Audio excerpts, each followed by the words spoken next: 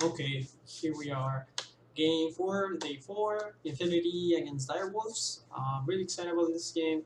I see a Woodgod, a Nocturne, and a Kaisa. I think those are really powerful decks. No slouch in the other side, we have Tom Kench, Paris, and Aatrox. His corner, left side, we see Braum. So really strong picks all over the place. I think that has to do with the bands. Some of the bands are strong champions, but not the strongest at times. But these are more targeted bands and teams. So we see the Asir band, we see the Orm band, we see the Alistair Rakan and the Rise band. So we now see the Aurelia, the Olaf of course, Seed Sal, and Gragas. So uh, we see Lissandra against LeBlanc, which is interesting. We also see LeBlanc, so we're seeing a lot of power picks in this draft. So I really like this. It should be like a really explosive game over. It has the potential to be like this. Assassin's mid, and Lissandra's kind of like an assassin, you know. LeBlanc is definitely an assassin, and you have this kind of like overpowered champions all in this draft and in this game. Plus that of the Assassin's mid, that this game has the potential to be really bloody. Things do this, so um, because of what the champions want to accomplish. Interesting that we see Relic in the position of the jungler in the fan, and we see Solid Snake on the other side. So I think that was interesting, but now they're just changing position. Maybe there's a late team mate coming or something. Now they're just gonna dish. So we see top stage our force corner. I think this corner sorry top means that he's either going to do the save red raptors then crab blue side jungle or blue side jungle and then crab after that, or we're going to see the classic red golems, which is pretty much what you should do by now. I think that's a really good start. Looks like Atrox actually extra helped him at golems. Maybe I'm just like he walked to like golems there, or he was passing by. Yeah, he's definitely kind. Like he may help him out at the golems too. So that's extra help. So if you don't lose anything from doing that, if actually top laners can start doing that kind of thing, that really sets up your jungler really far ahead because you're just not only doing camps faster or quicker, I should say, you're also doing the golems. So Nocturne is doing kind of the same. We see Solidek doing Raptors, Red, and then Golems. He's probably going to recall, gets his Talisman, since he has Machete, so he's going to get both. And then he's going to do Blue Side Camps, Crap. And that's basically mirroring this corner, basically doing the same thing. It's better to recall, get your Talisman than walking, I think. But maybe you want to do the Crap, or you just want to, like, base once you have all the gold for a better item. So maybe he's just going to walk here. But I do think that you can just walk, recall, walk to top, and then get recall again and get your item. So looks like it froze. It's actually not the bot. So I'm actually watching the bot from the whole esports page. So yeah, that was weird. Not doing the crab. He cross moved all the way up to top. Now he's doing the crab. He's his corner doing his jungle camps, and then he's likely going to do the crab. If you can, it's kind of better to do the camps first because you know that you're putting them into the respawn timer. So by doing this, you're securing the fact that you're going to get your camps quicker, and then you can start farming again. So that can set you up ahead later. And yeah, now we're seeing Nocturne CS in here. Yeah, we need to wait and see what's gonna happen after the first recall. First recall of junglers is always really important. Now we are seeing both junglers at their last CS basically, and looks like Skarner has the tempo advantage since he cleared the crowd quicker or faster. He did the full clear faster than the Nocturne. So Skarner already on the map. He's gonna do like a he should be looking for to use this kind of tempo advantage. He's waiting for a ping probably. He's waiting for gold. He waited for a ping. So that tempo advantage is gone. So both junglers equal tempo coming from base. Let's see what they wanna try to do. If I had to guess, both want to get level 6, and then they were gonna look for a lot of things. Like they can do a lot of things after level 6. So um if anything, I like Nocturne going top here rather than bottom because usually you want to go bottom, but against the Tamkinch, you have to go on the Tamkinch or you cannot go on the AD carry because basically you hit the target that Nocturne is ulting or going for. And Tankage with thick skin and all these things, it's really hard to kill the Tankage if the Tankage is playing properly against the Nocturne. So as you can see, uh, the difference between the Skarner and the Nocturne on the clears and things like this was that when Skarner finished the crab, he left some vision with Lissandra, so they had a lot of works on the Infinity side of the jungle when where that didn't happen for Infinity on the other side of the map. So really good stuff from Direwolves. I really like that mode because it gives you a lot of information actually tracking the Nocturne because Nocturne works on river do not work or near your lane that doesn't work. You have to work deeper. You have to get works on the enemy camps, on the enemy jungle, things like this, so that you can see the Nocturne before he's going for an ulti. I know that here he's not double six, but you can track that because not having words this deep won't tell you when they're not. You will not like see the Nocturne after he's level six. You're only seeing Nocturne once he's ulting you, and so by having those words, you're like kind of tracking the level of the Nocturne and the time that he's gonna take to get to level six, basically, and when you have to start playing more safe and things like this. Yeah, really rough lane phase in bottom. I think Varus is just a really strong lane dominant champion, but you have to pick if you want that or if you want the strong champion that scouts in the late game. I think both champions are really strong, both Kaiser Varus, but different approaches. That's pretty much it. Koropako dodging the Lissandra there. Like that was really good, like maneuvering from Koropako, but he couldn't get away in the end. So 1 for 1 overall. Koropako made it really hard for Direwolves to kill him, so that enabled Solid Snake to get a trade kill, which is really good because Koropako makes enough time for that. So now we're seeing a fight for a second crop, perhaps, or Sheriff is just gonna give the Nocturne that. Um, Yeah, Nocturne is kind of strong in those skirmishes, those fights, and those 1v1s with the lateral tempo. He can really do a lot of work. So I can see the reason why not contesting that. But yeah, Shenfire was actually level 6 there, and Solid Snake was level 5 at that crap battle, basically. Now Solid Snake is level 5, so 6, so with the crap. Yeah, PC Kaiser coming back bottom. She had a rough time early, ranking because of the lane matchup, but eventually there's a point where Kai'Sa is just so strong despite of being down in CS. So we see this gank with Nocturnal T. People didn't have Flash, so pretty standard stuff. Like now Infinity is ahead, despite Renju being this down in CS. Hopefully we can start seeing more help towards the bottom lane. I would like to see more coverage in terms of vision and hovers so that bot lane can play more up and more safe and get access to more CS eventually. But until that happens, we are gonna keep seeing the same like here. We're seeing.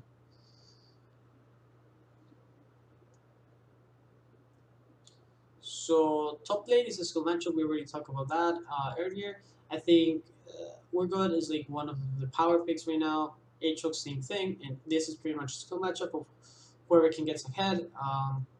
Little advantages matter a lot in these volatile matchups because if you get a flash or a tiny advantage like some CS deny from the lane opponent, like forcing him to TP things like this, the other one can start snowballing from the little advantages because otherwise the lane just would be even things like this. So volatile lanes, you really want to help them. You really want to start doing things there. I like that the first ulti from Nocturne was middle because Lissandra didn't have flash. So maybe they can repeat that because there's actually a window where Nocturne will have ulti and Lissandra won't have flash still. So it's a really tiny window, and actually Lissandra makes enough time for people to come with her ulti. So it's not that easy, but I can see that happening here.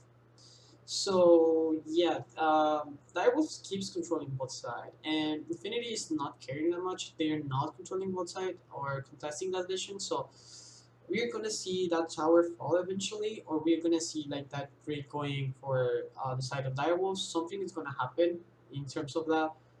Looks like they started the Drake, but they probably was by accident or something. People took a lot of damage. Yeah, now we see Nocturne bottom.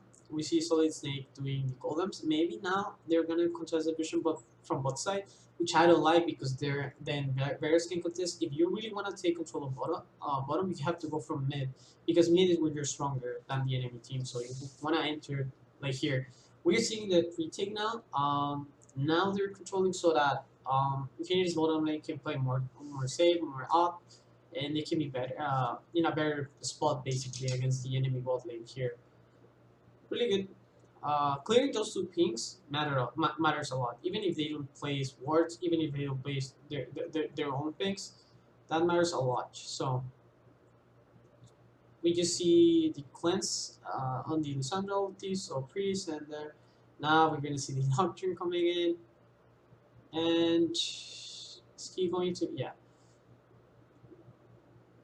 Very good. Really good 2v2. I think 2v2s you win every time you have a LeBlanc. Not doing this kind of thing. We see the time control T coming through, so yeah. They traded one back, so not too bad, not too bad. But in doing that, that relieves pressure from Kai'Sa. So now, since that happened, yes, Ferris is ahead from one kill, but Kai'Sa got access to some CS. So that's good. Kai'Sa getting some CS. And even though she's still behind, that's actually really relevant. That the fact that she got to push, got some CS there, and got some freedom there. Because then if you also keep losing CS, it's worse than like losing a kill. Like here, yeah, sure, Varus has one kill, but the experience is something really important in this game that you really want to have. So you don't want to keep falling behind in CS, getting so denied experience even. So yeah, really good stuff. Hopefully we see a swap. Like even if there's like a Drake sub, I would like to see a swap for like the Herald and try to like start contesting that, so that you can, if you get the Herald here, Infinity, you can open up mid because you already have so much lead in middle lane that if you have Herald available, you can just take the turret and just make sure that basically ensures that triple is not going to do anything for the rest of the laning phase. So or most of the game, things like this. So we see now the Herald being started. I think it's really important, as I said, because Infinity has a stronger top side currently, and that cannot be contested as you can see here. If you were doing something in the lines of Drake, they didn't swap for this, but they don't have to, you know. The thing is that from not swapping, if you swap, you're going to lose the turret anyways, and then you're just gonna trade turrets and get the Herald, they get the Drake. Basically, it's a trade. By matching, you're getting the Herald for free, but you also kind of lose bottom for free. This happened, so now you're not losing bottom for free. So as I said, Kai'Sa just scales really well. So basically, this matchup, if you played from both sides, you just have to play to like keep creating advantages, like Varus was doing. Varus was creating advantages, and then we see things like this. The 2v2 when Kai'Sa felt stronger, you can see the items. Kai'Sa does not have better items than Varus. Varus just got the recruit mode. He had only the work, but it's basically a trade-off. You have to play to that. You have to learn when you're stronger, even if you don't have more items than theirs, or when they messed up and things like this. So as so it's basically a trade-off for play styles and things like this. That was very good fear.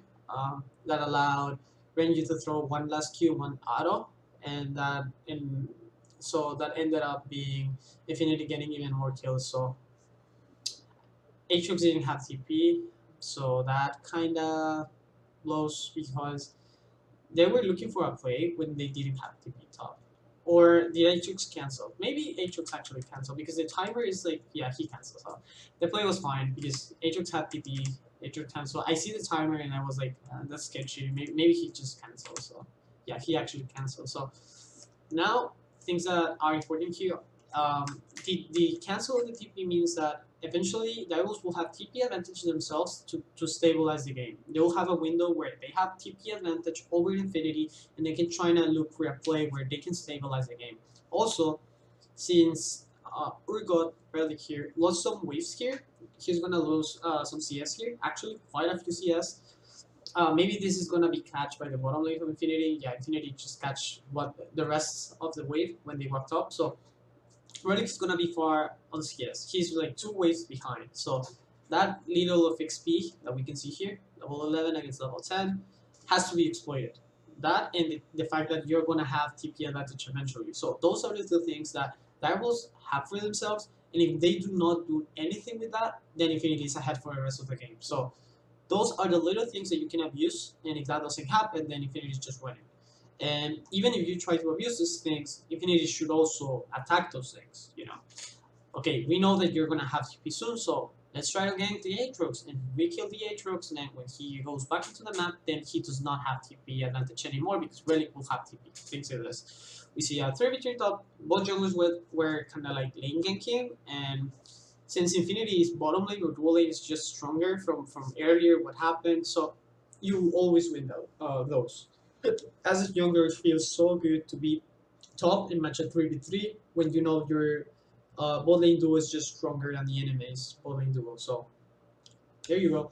Uh, Aatrox moved from bot to mid, so he could defend against Zero Blanc, but Relic also did the same, and he had to match, or basically one match the other. Something happened mid that between Urgot and LeBlanc that ended up happening. So we see now that Infinity has a major lead. So the TP advantage didn't really matter because now we are going to see the Aatrox have TP, and by that point, Direwolves didn't do anything. So no, I'm sorry. That the TP that we're waiting for is the Relic one because they are the ones with TP advantage. So they're gonna have a TP advantage, but it's too late to use it. They're already like gave so many things to Infinity. So oh, that QSS. Yeah, I don't know if he was CC previously by something else. So this is a comeback for Direwolves. This is the play that they were looking for. And now that they will have TP on Aatrox here, they can try to look for things themselves to like return to basically come back to the game.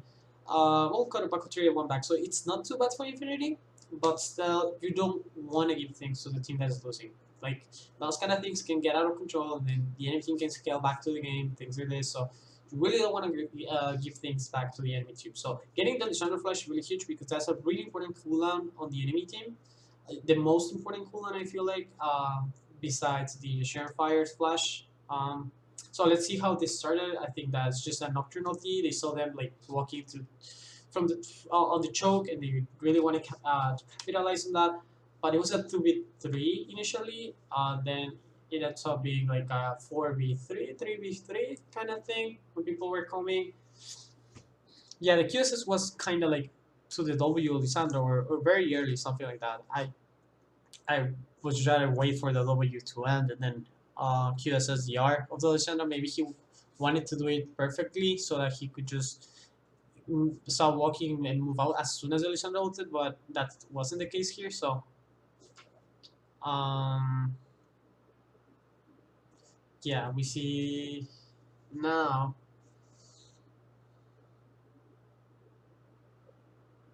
Mm,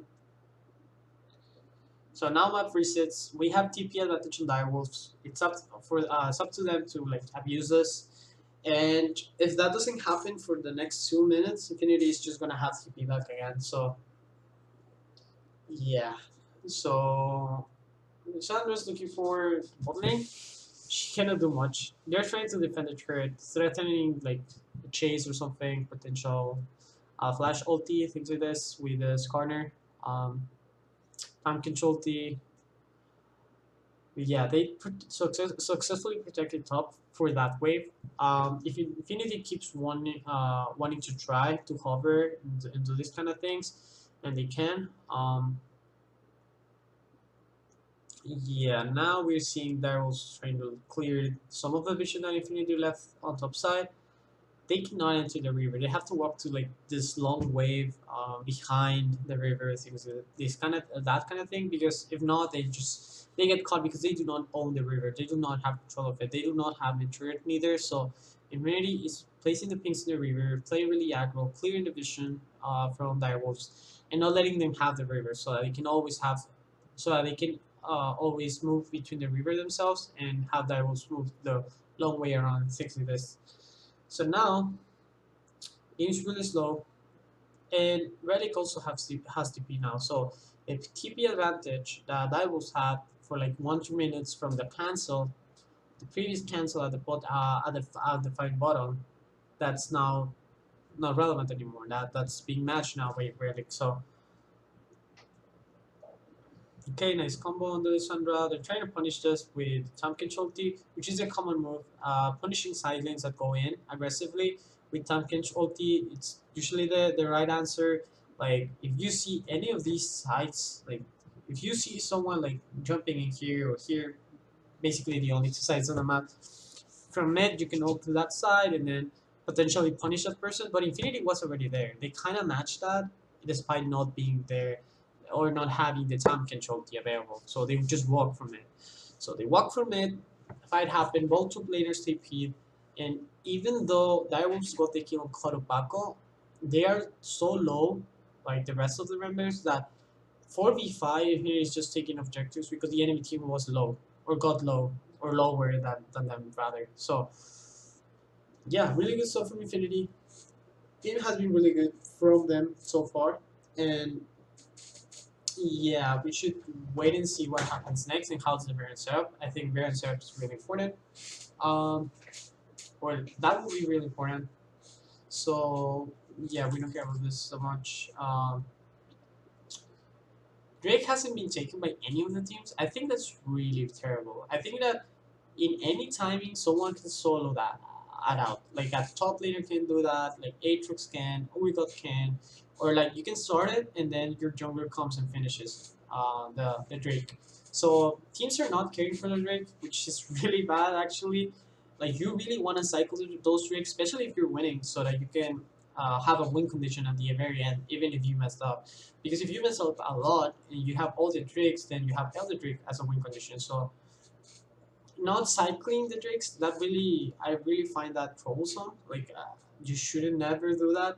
They're sending 5 people to the ocean. I don't like that. You rather have 2 or 1 member start it and then someone come to finish it. If you see the enemy team coming, then you send more people.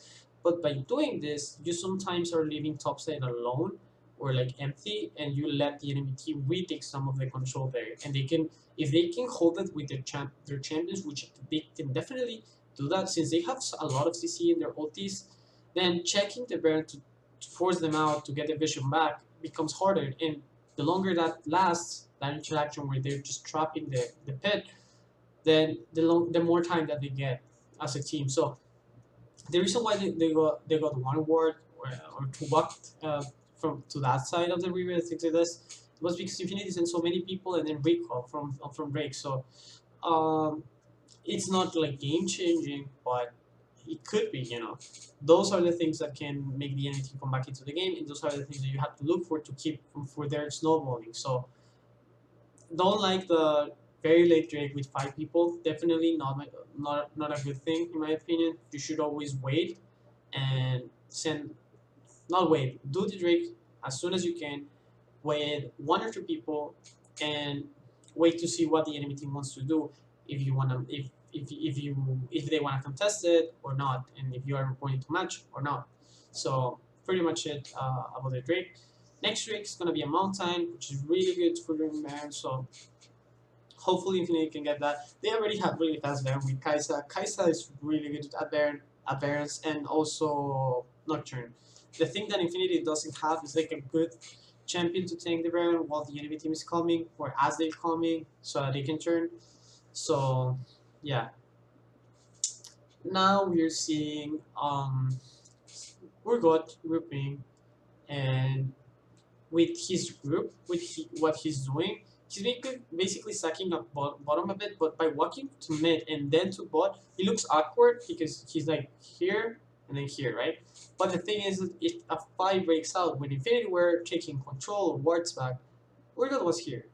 He's not, he doesn't have TP, so he can be here to this fight without using TP, and he doesn't lose anything from doing this. So, as if he was walking like here, going back to bot, why would you do that when you can just walk mid, check that everything is fine, because you have the time to do it, and then go back bottom for the wave? Really good hover from Relic. So now we're gonna see the map kind of stabilize a bit, and that's really good for Infinity for Infinity because now they can take control back and things like this. We see Aatrox kind of wanting to go mid, shifting between the lanes because he can't really push bottom. What he can do is he can help with the vision in the other side or force a fight. But since he got spotted by that thing that we just saw in the river, Infinity saw and they chased him down so that was Aatrox timing. That means that the next timing is gonna be Relics. So when Relics has a timing, you can force something, you can do something. Well, Infinity, I mean, and that's because it's Relic timing, and Infinity can do things because their top laner is there.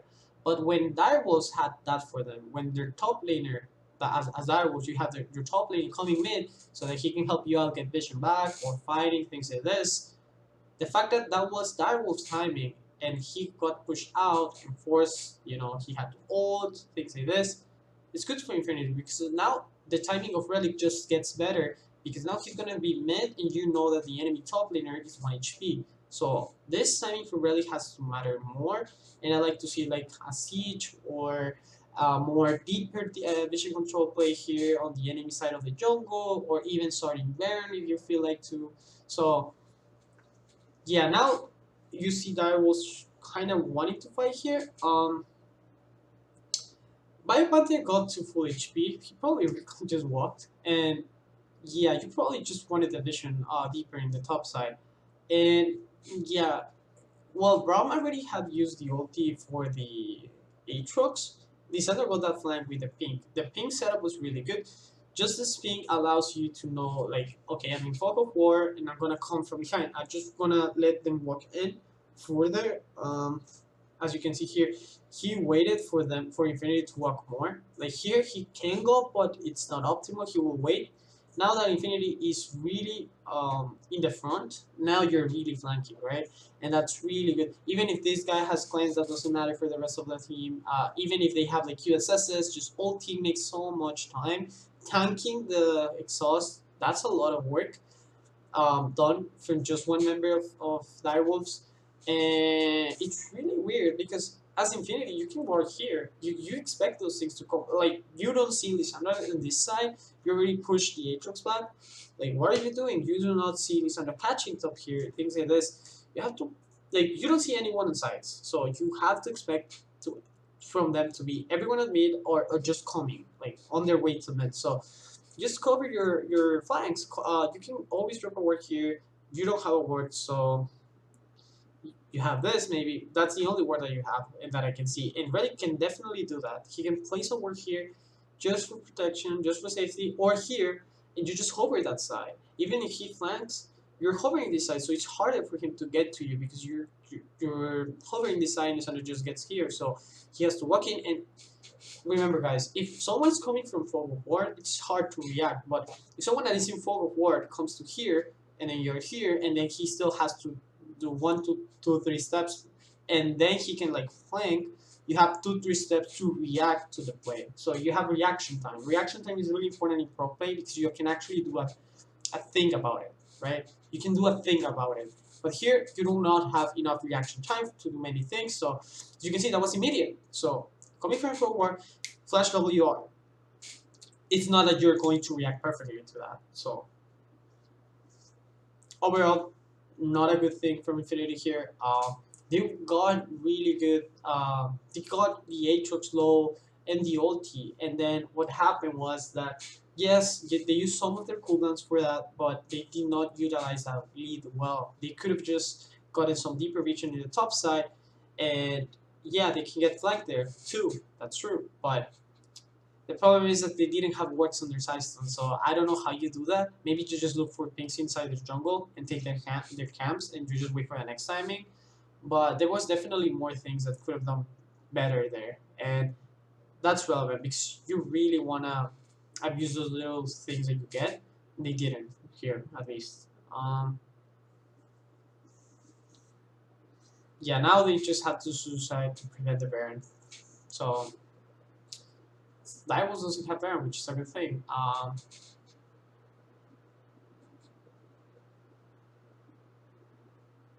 So like here, they can just clear with this ping and run away. Like they have one ping on Relic, and top laner pings on Baron serve work like this. Uh, the ping that the top laner drops on the Baron setup is the one that is the hardest to lose or the easiest to defend, which is basically the same thing. If you have a ward that is so easy to defend, that ward has to be the top laner's ward at the pit because he's the one that it's never gonna be back there. So if you lose that ward, that really sucks because no one can like the top laner cannot come from bottom to mid. Like he can, but in certain timings, he won't be able to replace that ward every time. So you really want this ward, the one on the pit, to be the top laner's ward or the easiest ward to defend. Basically, that's the top laner's ward. The easiest one to defend for you. So the rest of the wards depends on who's mid, who's top from the AD carry and the mid laner, and the jungle and support wards are usually the ones that are being replaced over and over, that are placed aggressively and things like this, in places that you expect them to clear it at times, but then since you're a supported jungle, you have like 2 or 3 wards, then you replace them. So that's how you have to think about vision, so that you get the most efficient way of utilizing your resources and your wards and the way it's done. And yeah, now we see a 5 and siege from Direwolves. Relics forced to TP, so Biopanther now has TP lead, and as soon as he sees us, he walks bottom, and I hope that he tries to exploit the TP lead. He's already clear CS ahead because Relic is grouping way too much, and he earlier from the TP, Relic lost like 2 waves.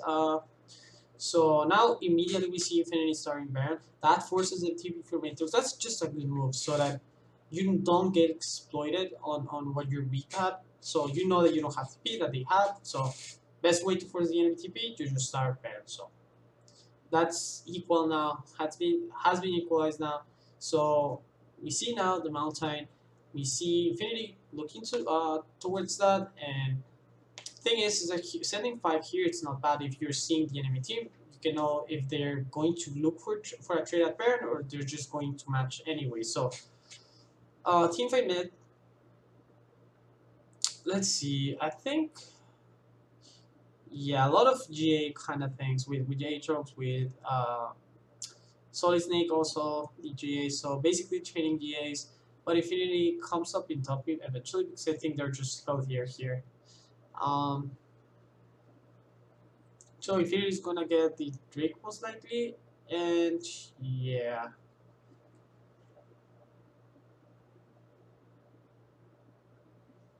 So now Lisandra's gonna catch a big wave top triple. He's gonna get a big wave, and now we are gonna have a reset of the map. Hopefully, get a proper Varus out from Infinity. I would like to see that. We have 40 CS up on Varus just from pure. Some of the lane mattered. He was up very consistently in top. And some of the CS that you see that's being lost here has to do with all these fights where Infinity has to basically ditch their waves to react to plays from the enemy team or just to match those plays. We saw earlier the top play from Tobacco where he got time controlled and basically King can always push the wave and then ult with the time catch. Well, when that happens and Range is receiving the wave, as you see here Range is receiving the wave. What if a plays Champion ults when he's doing this? So he has to walk, he has to ignore the wave and basically match that. That's how you get behind in CS most of the time in competitive. Same thing with Relic, he TP'd bot and then he lost like 2 waves against the Aatrox and he kept losing some CS here and there when Relic has been doing this kind of things. You can see Relic here grouping for vision and the wave bot is not on a good spot for him. So basically what happened is the wave bounced to the enemy side of the team. So in order for Relic to get access to CS, he has to push all the way down to this turret, so that the turret bounces the way back to him. So he's not going to get CS as long as the wave is like that. So now they're starting. They're trying to force the Lusandra's TP. Really good move from Direwolf, sending the member with TP to the side lane. That's really smart play. And here we're gonna see that was a 50-50. They didn't even try to deny the steal, so I think that's just risky. It's not like Solid Snake had like 2-3 level lead over Sharefire. So let's see if it was actually a 50-50. Maybe they did try to hold Sharefire to hold him down. level 15 against level 15. No one is coming here to like deny this steal. They're not stopping hitting Baron either. So sometimes you see teams stopping hitting Baron like at 2k, 3k. They stop dealing damage. They let the jungler like wander around here. They go for the jungler to kill him or zone him, and then since it's at 3k, then they throw everything at Baron and they finish Baron, right? But that didn't happen. Sometimes we even see let them him go in, but at 3k, like I said, so that the jungler cannot get the steal. Even if he jumps the wall, then you kill the jungler and then you get the prayer and things like this. But what I'm seeing here is just 50-50. So not good. I don't think that's good. I think that you can definitely do that better. And with a better setup. Basically, this wasn't a setup. You didn't like set up like the line of ping words. You saw um, what happened basically was that was just a reaction seeing Alexandra going for the big stack wave bot, which is good for his Baron there. But you just take the TP and then you set up the Baron and then you do it, right? Or if you're gonna take that opportunity to do the Baron, you have to have someone outside the pit or someone that can zone Skarner down because then you're risking the 50-50. Maybe Skarner didn't have flash and they know that. Let's check if Skarner didn't have flash. Um, yeah, Skarner has flash and the plant. No one went for the plant even, so that was scary for a moment, but thank God Infinity got it. Now they can just end basically. They can just take all the inhibs that they're doing something that is really cool. They're sending their Nocturne to the silent because Nocturne is one of the most useless champions with his group. That reminds me of Rek'Sai. If you have Rek'Sai in the Baron setup, it doesn't do much well groups. Rek'Sai is like he only throws the Q that doesn't even deal damage. Nocturne is kind of the same, and he can always come to the other side with his ulti. So it's really good when you have Nocturne in the side lane or by himself basically, because he at least is giving the buff to the wave. He's buffing a wave with Baron, and he's also pushing the wave 1v1 or things like this. So it's better to have him split rather than grouping with Nocturne, if that makes sense. The thing that you're losing is basically the CS that you have available. You're giving some of the CS to the jungler instead of a laner, and then there's problems with the CS, but it's just for the Baron push, so it doesn't really matter that much.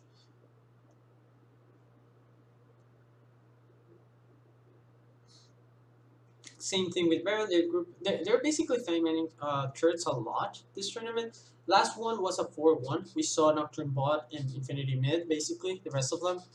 But now we're seeing 5-man top. So what happens most of the times when they group like this is because they're looking to dive, they're looking to zone you out, or just to take the turret really fast. And why I say really fast is because since you have 5 members, if you're that ahead and that strong, you can like take turret really fast. That it doesn't really matter that you're not playing all the lanes. But honestly, that rarely comes up. Like sometimes you can, but if teams are willing to defend, they just engage on you. So Infinity already got a good chunk of damage. Now they have LeBlanc mid, so this is better. Like the initial 5 top isn't bad. Like I said, if you're like really confident that you can get the turret really fast or like that way is faster in the just pure 5v5 because you just don't have the threat of being engaged on. The fact that after leaving the turret half HP, they send LeBlanc mid is really good because LeBlanc can score the super minions, and while she's scoring the super minions, someone has to deal with LeBlanc, and then Infinity can get the turret top. So really good Baron setup. Baron push, not Baron setup. Baron setup wasn't that good, honestly, but the Baron push was really okay, really good. I really like it, and I think that they look for ways to like how do we take turrets, how do we open up the map, potentially win the game. It was really well done. So really good Baron push, not so good Baron setup. That was straight up a 50-50 in my opinion. So this was game 4, I believe. So